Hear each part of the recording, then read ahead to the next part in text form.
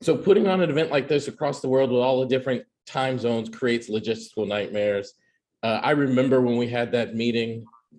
I don't know how many of you guys know, but the idea for this event originated in a UKA SFP meeting in the early part of 2020. And for Steve to kind of spearhead it this many years over. And I don't know how much sleep Steve is getting, but I know the last 2 years he didn't get much. So he's probably not going to be getting much this time. So a special thanks to Steve. And if you could pop the link in the chat if you haven't done so already, there is a Padlet, which is this really cool website that allows you to navigate from one workshop to the next, and they're all across the top in times, color coded, and it's just like being at a conference venue, and you go from workshop to workshop. So I'm probably the. Go ahead, Steve. I was going to say I'm working on putting the link in the in the chat. I think Andrew put it in the chat, so I think we're good. Oh, good. And I am so excited to be able to talk to Chris shortly. There are very few people on the planet that I love and adore more than Chris Iveson. I have no earthly idea what we're going to talk about, and neither does Chris. But I can't remember a single conversation where I had with Chris where it wasn't fun and exciting and funny, occasionally a bit vulgar, often inspirational. And shortly, I will be talking to my good friend, Chris, and we will all be interested to see where that conversation goes. But first, I think there's going to be something else, right, Beverly? Two other people are gonna. Steve and Sophie. There you go. Hang on a minute. That's after you two guys. Well, we had you from 3 to, I think it was from 3 to. Yeah, they were gonna go from 3:05 to 3:40. That's your interview, Elliot, and then they'll go after you at 3:40. 3:05 to 3:40. So I get to talk to Chris now? Yes. Yeah. Till I had it in my thing from 3:25 to 4.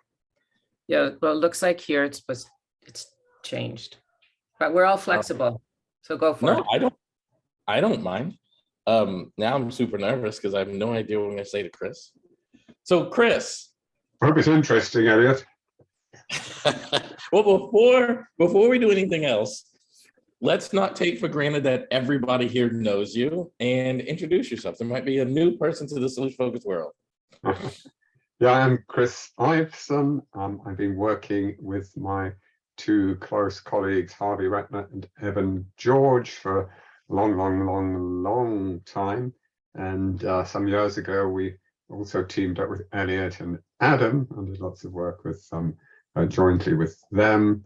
And yeah, I can't get enough of doing solution focused. Can't say I do it outside work, but work-wise, I love it, and I love Elliott's work. Elliott has, I don't know what Elliott would say, he's had a lot of inspiration from me, but it's a two-way street. I've had a lot of inspiration from Elliott, and yeah, I see Elliott as one of the peaks of the future of solution focused. Thank you, Chris. All right, Chris, let's start at the beginning. How did you just said like you love this work and you can't get enough of it. I want to ask, like, how did you come to this work? But more than that, I want to know how you knew you enjoyed it. Like, I want to know, how did you know that this was what you wanted to be doing? And the reason why I think that's so important is I talk to tons and tons of people that are like struggling to find how they want to work with clients.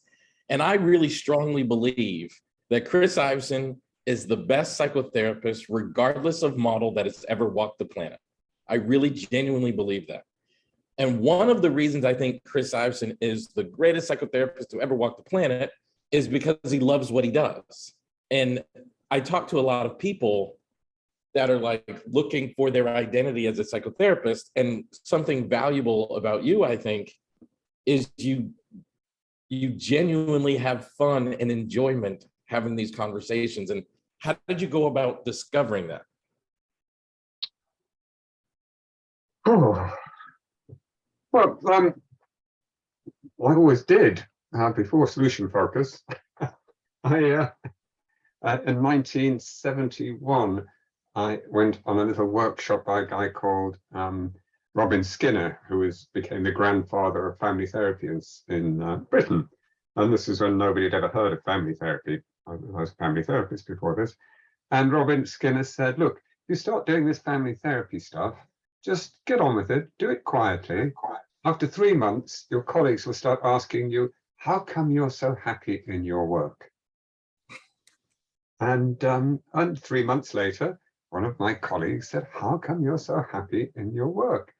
And I told him, and he went on to set up one of the most important family therapy organizations in Britain. So, and that was when family therapy was an antidote to very pathologizing therapies. When it started, it was much closer to solution focus in a way, not in that it had a sort of way of trusting and honoring clients. Later on, I think it got too clever and too into diagnoses and understanding problems, and therefore carrying with it. Once you understand a problem, people who have the problem are going to feel blamed. So solution focused, when I came across it, was like, it came out within family therapy, but this is much closer to what I got into family therapy for.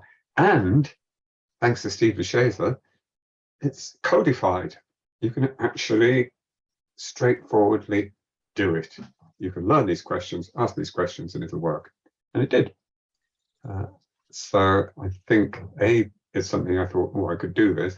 B, it fitted my sense that that pathologizing people just wasn't my idea. I'm not saying pathologizing people, I'm being a bit derogatory. I don't think there's anything wrong with problem-focused work. I think it does have this potential for people then to start seeing their clients as problems, but then that's bad behavior on the part of therapists.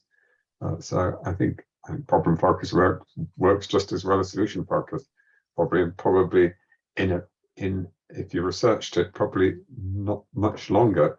I think for all of us, it's the answers the clients give that make the difference. So as long as you're asking them a question they've never been asked before, and they hear themselves say something they've never said before, I think things happen. And we've just got one way of doing that. It's a way of asking questions. I'll not answer your question, but there you go. That's the best I can do. Well, I'll see it. I'll keep digging, Chris. I know. What did somebody call me recently? Relentless? That was the best compliment I ever had in my life. Thing that annoys me, Elliot, thing that annoys me is that I was the great digger, and you can dig further than me now. I've been overtaken. Well, you handed me the shovel, brother. I wouldn't be good at it without you. Okay, so you started doing this, if I heard you correctly, you entered into the family therapy field in 1971. Mm-hmm. I remember you and I were talking, because you and I have a very almost boring way of doing this. If you watch it, it's just one question after another of these real kind of micro descriptions. And we were talking to a colleague. Elliot, I'm sorry, your friend has just wanted to say hello. Oh my God. Okay, so let me tell you guys, that cat wants to murder me dead, right? That cat wants to kill me. One day I was sleeping at Chris's house. I'm not making a word of this up. One day I was sleeping at Chris's house, and I wake up in the morning to that cat with its claws fully extended, rested softly on my face. So it was like 4 o'clock in the morning.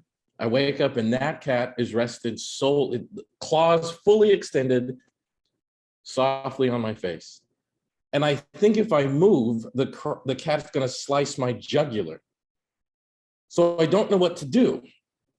So it's about 2, 3 in the morning. So I start going, Chris, Chris, trying to get Chris to come get this crazy cat off me. But Chris can't hear me, but I'm afraid to make any sudden movements or I'm gonna get my jugular slit. And then very calmly, after about 10 minutes of this, the cat withdrew its claws and leapt off of the bed and walked away after proving its dominance over me.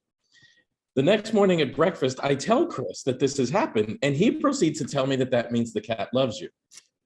Now, I want to tell you how I know Chris is a fibber. I know Chris is a fibber for 2 reasons. Number one, Chris, how many people has George jumped on their back sitting at your table? Of all the people who come in your home, how many people has George done that to? I've done it to you, Elliot, but then you've got a pretty broad back. It obviously knew you could take it. So the answer to that question is 1. And the second thing, which you guys all just witnessed, when George hears my voice, he comes to the computer in murderous rage, hoping he will find me in the room, and gets real disappointed when he finds me on Zoom. So the cat showing up was right on target because he hears my voice and wants to murder me. Chris, pet the cat, tell the cat I miss him, but I know he wants to kill me. And I'm not making a word of that up. That is all 100% true. Okay, so Chris, you started this journey in 1971. And I can remember having a conversation with a colleague, I won't say this person's name, and they said, I don't know how you and Elliot do it that way. It's so boring. And you and I looked at each other like, it's the most exciting thing ever. How do you stay so excited about doing these descriptions with clients? Like, what is it about doing these descriptions with clients that keeps you so excited? What is it? Well, when we were in our early days and when we were still in real jobs working in the NHS, we used to get visitors from a well-known clinic, family therapy clinic we worked in. We used to get visitors from around the world. And in our very early days of doing solution focus, we had a group of about 12 Danes, I think, or Swedes maybe, behind a one-way screen. And the solution focus session went out. I was in the days when we went out and discussed feedback and tasks in the very early days, back in the late 80s. And these 12 people were asleep. I bored them to death with the slowness. So why do you like it? Little did I know that I was going to get a lot slower, and then you were going to get even slower than me. Well, because I tell you why. We invite ourselves into the most intimate corners of people's lives. By intimate, I don't mean their sexual life, I just mean their day-to-day living. And I once met a woman on a train from Hausaland in northern Nigeria. Very kind of, like most people wouldn't know Hausa was a part of northern Nigeria, or wouldn't know that Hausa are a very particular tribe that were at one time were the biggest empire in the world. I was talking to this woman and she said, oh, so when were you in Hausaland? I said, oh, I've never been. She said, you must have been. Said, no, you must have been in Nigeria. No. She said, at first you wouldn't believe me. So I was just talking to her about life and things. And what I realized was that I had learnt, without knowing it, I had learnt an enormous amount about the intimate family culture of the Hausa nation just through working with a couple of Hausa families and just exploring their family life through these questions. That somehow you enter into people's worlds in a way that it would be impossible to do in any other way. I had one man say, look, this is a very strange experience I've just had, because it felt like you were sitting at the table with my wife and daughters at our evening meal, and for that I could kill you. And I was a bit sort of worried, And I said, well, in my religion, for a strange man to be seeing my wife and daughters uncovered gives me the right to kill them. And he says, look, I don't take our law that seriously. And you weren't there, so I couldn't kill you because you weren't actually there. But I felt you. I've had the experience of you being there. So we actually have the experiences which you're not realizing in a way. I haven't realized the significance, but I think that's what makes it so fascinating. You're in other people's lives in the most unbelievably close-up way, which you could never, ever, ever be by exploring their problems. It's wonderful. But if you don't know what's happening, to show a solution-focused session I once started a course just by showing a session. Oh my God, people were horrified. What was the point of all that? That was so boring. I've never done it again. You have to know what you're looking for. Yeah. That's the secret, is that we're not seeking solutions, we're not looking for answers. We're just getting into somebody's life and helping them see different possibilities by asking them questions which lead them to say things that they've never said before. So Chris, when people get an opportunity to talk to you, I've seen people watch you do therapy, because this is probably the most important question I could ask you, and it's literally the answer I want to hear, and it's the answer I want everyone to hear from you. I've seen people watch you do therapy and literally write down your questions. And when people talk to you, they want to know, like, what questions do you ask when ... And after spending years teaching people and traveling around the world, like, I don't think the key is in the questions. I think the key is in, like, that fascination, which leads to questions. So I think I want to ask you, what is the key to allowing yourself to be fascinated? Like, you know what I mean? Like, I don't think it's in, like, I could give somebody a library of Chris Iveson questions, but I didn't give them the ability to do the work you do. How do they take that on so that they could too be fascinated and intrigued and those sorts of things? That's the part of you that I think is the most magical. I think the opposite, really, Elliot. I think you learn the questions, you practice them, you find your way of asking them, and look, it's a bit like driving a car. As long as you know what to do, it'll move forward. There comes a point where you don't have to concentrate too much on the mechanics, and you can kind of let your vision widen. You can occasionally look out the window. You don't have to be thinking about, you know, your clutch or your gears, but actually a car moves from A to B the first time somebody gets in and has their first lesson. And I think these questions work. You can ask them in the clunkiest way, because that's what we did. So I do think and then you just gradually learn to be yourself around them. And that makes a difference. I tend to have a sort of slightly, as you know, a slightly weird, twisted mind. So I think of questions which other people won't think of, but then other people will think of questions that I won't think of. I can watch Harvey work, I can watch Elliott, you work, I can watch Evan work, and I can mostly have an idea of the next question you would ask, because there's a kind of routine to it, there's a technique to it. And every now and again, you ask a completely different question. I think, oh, wow, never thought of that. That's brilliant.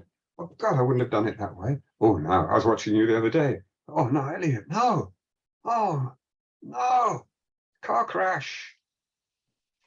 Oh, no, it isn't. Wow. So, I mean, I learned something from you watching your session the other day last week at the summer school.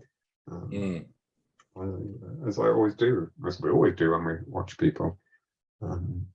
So yeah, there's lots of things I've learned from you, and I'm very grateful for it. But yeah, I think actually there's nothing. It's the questions, you can learn the questions, ask them clunkily, and gradually, as in driving a car, find your own way to do it. I'm a really, really, really bad driver, but I get from A to B and I haven't killed anybody. How did you find your way of doing it? Like, as you were studying with Steve in the early days, how did you find your way of doing it? There's a funny story about you misunderstanding Steve, which led to like your way of asking questions. Yeah, it was the miracle question. I love the miracle question, but I had no idea what to do with the answer until we met Steve. By which time we'd written our first book based on his work and based on our experience. We learned how to do solution focus from his books. We wrote our own book based on our experience of doing it, and then we met Steve. And then I saw Steve ask the miracle question. That's what you've got to do. You've got to get a detailed description of what somebody's life would be like. I thought, right, that's what I'm going to do. I started doing that. A few years later, seeing Steve, looking at Steve's old work again, I thought, well, he didn't really get much of a description at all. But by that time, we'd got into these detailed descriptions, which started to lead to solution focus being more of a conversation than a collecting information and giving tasks. To begin with, it was collecting information and giving tasks. So in that sense, though it focused on what was working, it was traditional. The therapist was the expert, you collect information, then tell the client what to do. As we got more into the detailed descriptions of people's future, instead of thinking what we're doing here is defining goals, we realized we were defining something much wider than goals, a whole way of living, a future that the client would prefer rather than the future that they seem to be heading to. And as we got into those more detailed descriptions, we began to get the first sense that actually it was a conversation that made the therapy, not the therapist's task, not the therapist trying to influence the client. It was the client's answers that were doing the work, and which is why we stopped, really made a big thing about stopping anything, cutting out anything which was intended to influence the client in a way that we thought they should go. For instance, presuppositional questions, which are very big in solution focus. You could see them as tricksy questions. Yeah, they're sort of tricking the client into thinking, oh, this is going to happen. Why would we want to trick people? Let's just stay completely, trust the clients answers will make the difference, not trying to edge them and nudge them and poke them to go the direction we think they should go in. So I can't remember what your question was, Elliot. But... And yet you answered it brilliantly nonetheless. So my next question is, I think when I first came to solution-focused therapy, the most common or well-known question was the miracle question. I think these days, the most common or well-known question is the best hopes question. I think that's probably the most innovative introduction into solution-focused brief therapy since its inception. And it first was uttered out of your mouth, working with a client there in London. How did that happen? It's really, honestly, it's hard to know. Everything that's come out of my mouth has also come out of Harvey and Evan's mouth, and in more recent years, out of your mouth too. So there's no way that any of us can, or certainly I can claim that pure inspiration. But actually, as the first recording of it. Yeah, the first recording. Yeah. And I don't remember whether it was the first time. I was seeing a client. She described her situation, which was so awful. I felt completely hopeless. And I asked the question, so what do you hope from this? But not from, what are your best hopes from this? Is my God, what do you hope from this? A sort of, a hopelessness. And I heard that tone. I've seen the tape. You cannot pick it up on the tape. I can feel it when I see the tape, but you can't say it looks all right on the tape. But I sensed this, what do you hope from this session? I thought, oh, that's terrible. And I said, so what do you best hope? So I turned this negative sense of, oh God, what do you hope from this, to what's your best hope from this? And that led to, in effect, a single session being astonishingly life-changing for this family within the first 11 minutes of the session, in fact. But we had been working, we had this idea that we should be able to do solution-focused brief therapy without knowing the problem. In its early days, you had to know the problem. So you could ask the miracle question as the problem goes, and then you could have your exception questions. When does the problem not happen? Once you have your best hopes, you don't have to know the problem. The client doesn't have to tell you. If they want to tell you, they can, but they don't need to. The exceptions, still fundamental idea at the root of solution focus, this idea that there are always things going on which have different possibilities ahead of them. So the exceptions become, in a sense, instances of the future that you want already happening. So just the same ideas turned around. And the miracle is your best hopes realized rather than your problem gone. The exceptions become times of the future you want is already happening. And it transforms it in some very fundamental way, I think, away from problem solving towards not even solution development, but developing a way forward in life. Where did you get the inspiration to shift from, like, even in the early days of solution focus, you needed to know the problem? What led to you and your colleagues thinking about it so differently? Well, because once you knew the problem, you never mentioned it, you never talked about it. So the problem never came into the therapy other than to give you your starting point. So you have to know the problem so you can have a miracle, which is the absence of the problem, and then you never go near the problem again. So the whole therapeutic conversation had nothing to do with the problem. So why do we need it? That was the thing. And Steve in Putting Difference to Work, his third solution-focused book, he was struggling with that. He was looking for a way to do it, but he couldn't find it. So every time he used problem in his text, he put 2 lines through it to cross it out. And all we did was make that little jump. Same as anybody does, any next generation will make a little jump based on the previous generation. So we made that jump that he'd been struggling with. And he liked it, but he was a cussed old thing. And he wouldn't say, he never, ever asked the best hopes question. He'd ask, I've seen this so many times. So how will your best friend know that coming here has been useful? And guess the answer, I haven't got a best friend. But he'd work his way around it and get there. But that was his way of avoiding asking about the problem. And so I want to ask a question about Steve. I've heard you say many times that everything that came out of brief, you'd heard come from Steve. Yeah. And one of the things that Adam and I are very proud of is everything you hear come out of Adam and I, you've heard come out of brief. What do you think Steve would think of the current world of solution-focused therapy? I think there was once, way back, before he died, a couple of years before he died, when our brief sort of version was being really formulated and expressed around in the world and things.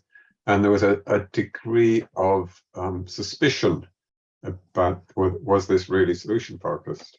And Steve was actually invited on the solution focused discussion list to, in a sense, he was invited to sort of condemn it. And he didn't. He said, he says, well, John Weekland never thought we could get briefer than him, but we did. So Steve was interested in continuation, in the continuation of the process. And I think he valued us for not necessarily the specifics of what we did, but the fact that we stayed true to Occam's razor, examining what you're doing and dispensing with it if it didn't seem necessary. We dispensed with a lot of Steve's stuff. And so staying with Occam's razor and staying with these set basic principles, but keeping them moving, keeping it a. And we'd say the same about you. You and Adam have. There's nothing that there's very little that you do which Steve wouldn't applaud. There are a few things and a few things that we would do. Like we picked up from Michael White's narrative therapy, what we sometimes call identity questions, which Steve would never have asked. What does this say about you? That sort of question, where we have questions about somebody's sense of themselves. Steve would never have got into that sort of stuff. So that's something, that's one of the only thing I can think of, which isn't directly come from his work. His writings, like all of us, his writings are ahead of what he does. If you read something I wrote yesterday, tomorrow you'll see me doing something I did last year, which is long behind what I wrote. Yes, our writings are ahead of what we do, I think. Something that Steve. Apart from you, your writings so far have been very, very close to what you do. Well, you wait for the next one. It's going to be a doozy, Chris. Okay, so asking you what Steve would think, what does Chris think of what's happening in the current landscape of solution-focused work? Oh God, I could get in so much trouble, Elliott, if I answered that question. My God, I could get into so much trouble. For instance, I'm a bit sort of wary of this whole idea of being solution focused in your life. I mean, for me, it's a work thing. For me, it's a way of managing a professional conversation. And I'm probably the least solution focused person I don't think of it really in my life. Clearly, there's something about me as a person that fits. So, but I think it's probably my life that led to me being solution focused rather than me being solution focused in my life. I think if it starts to become, sometimes it starts to sound like this is how you should live your life. And that's never what it's been about. Certainly wouldn't. Steve was horrified at the idea of being solution focused. Somebody once asked him at a workshop, do you have to be an optimist to do solution focus? He said, haven't you been listening to me?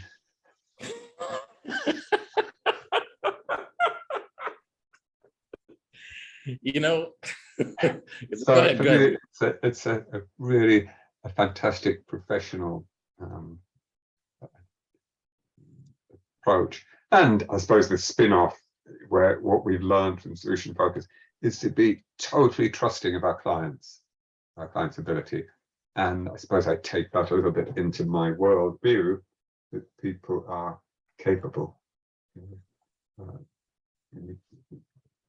People are capable of amazing things and getting on with their life. People have choices. And I think all we do is help people widen their choice, and then we have to leave it to them. Whether they make good choices or bad choices is their business. And how we would judge whether they make good choices or bad choices, often we wouldn't be able to anyway. You know, Chris, I love that that's your answer. So, you know, I can't let you do anything without walking side by side with you. So I'm going to get in the same trouble. I always get weary when people say like they live a solution focused lifestyle also. And I think when I first met you in Austin in 2008, way back when. This is when I thought you were Connie Elliott, and I had a picture of a blonde white woman. You You were way wrong, Chris. But at that conference, I remember you in the conversation equating solution focus to driving, like anybody can do it. Mm-hmm. And it's just a task. It's not a way you live your life. It's just a thing you do, and then you go on with your life. And I actually, at the time, I just thought, that can't be right. But over the years, I have come to realize the wisdom of those words, and I had to live it in order to understand what you were saying. And now I couldn't agree with you more. So if anybody gets you in trouble, I'll be in trouble right next to you. Thank you, Elliot. We're both in deeply, I think.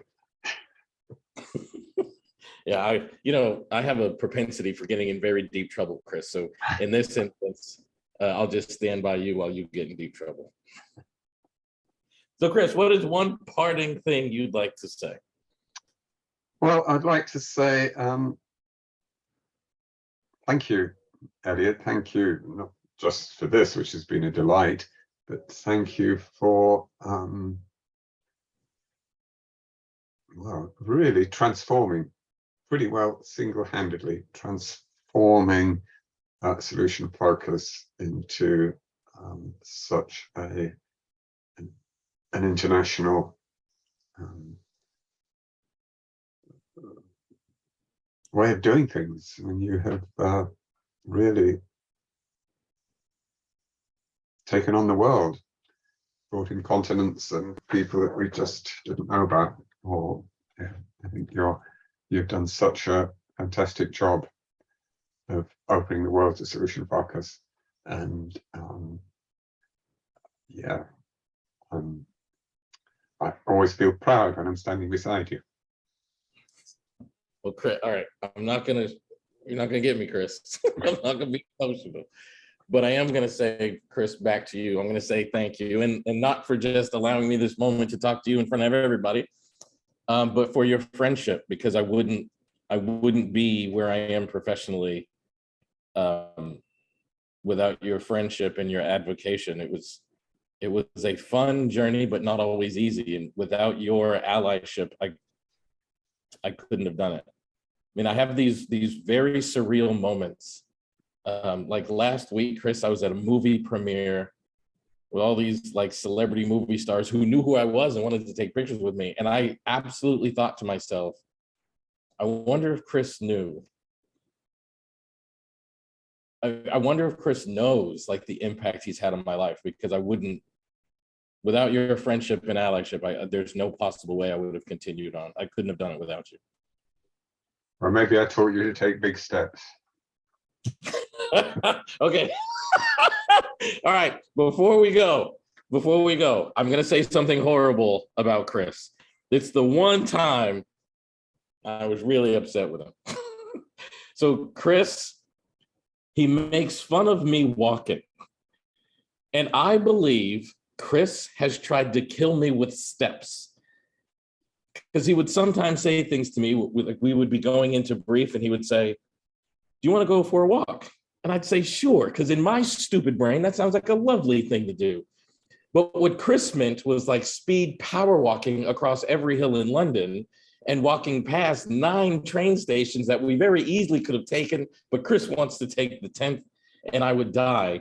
And he would look at me in utter disgust. Like, you know, when someone looks at you and they just think you're the lowest of the low, like they look at you like you're lower than a piece of gum at the bottom of your shoe.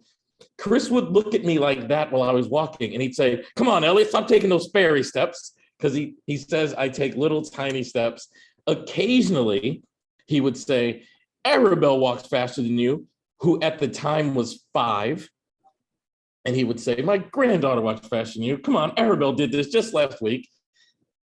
So when he just said that he wants me to take bigger steps, he was taking a little shot at me. I caught you, Chris. But I still take small steps. Can't help You it. take much bigger steps now. That's true, but I don't take Ibsen steps. Okay, thank you, Chris and Elliot. That was thank a you very great much. conversation. And Love you, it's nice Chris. to have the Thank next, you, Elliot. Love you. yeah. Thank you so much. Leaves us lots to think about the roots and the next generations of solution focus. So thanks for appearing twice, Chris. Appreciate it. And now it's time for Sophie and Steve to take over until we end and start the Americas programs. Yes, thank you so much, Beverly, and thank you so much, Chris and Elliot also. It was wonderful to listen to. And yeah, hi. And is there anybody who could just make me co-host for a short while? We will only take 10 minutes of your time. We just want to show you a small gift we have for you.